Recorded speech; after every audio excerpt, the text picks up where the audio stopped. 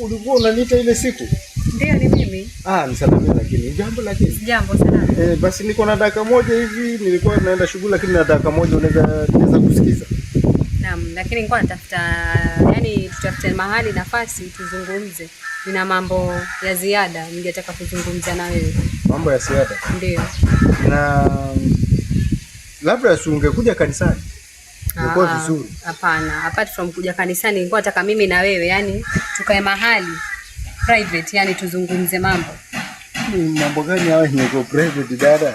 Mimi nafikiria ni mambo tunaongelea Mwenyezi Mungu na mahali popote tunaweza ongea. Kwa sababu neno la Mungu hakuna mahali penye hatuwezi ongea. Hapana.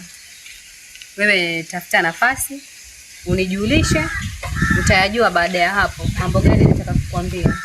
Basi hata naangalia hiyo pepo imekuwa mingi. Sasa kitu chenye kiko tusiende mambo mengi. Sijui kama una simu unaweza nipa na? Hapana, sina simu.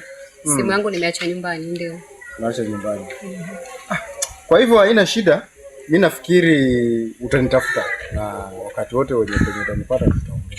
Kwa sababu nimeona una mambo mazuri yenye tunafaa kuzungumzia. Basi ukipata nafasi utanitafuta na tutaongea. Na nitakusikiza. Sawa pastor. Haya, wakati mwema. Pia nawe. Haya, Mungu akubariki. Asante. Shaingia anga zangu huyo, hatoshi.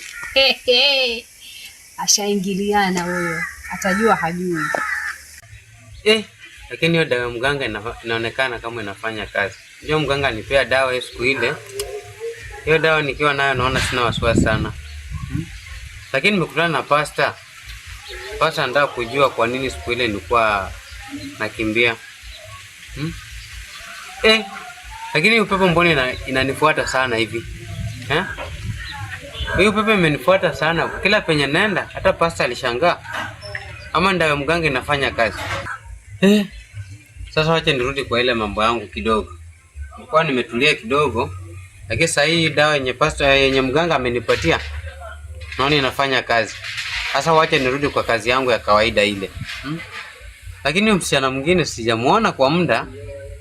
Alienda na nimemiss sana huyo. Na nikikutana na yule msichana jini, lakini hawezi kuja. Huyo mganga alipeanga dawa. Wacha nitafute huyo msichana. At least nimemiss sana, niongee naye maneno mawili matatu. Acha nimtafute.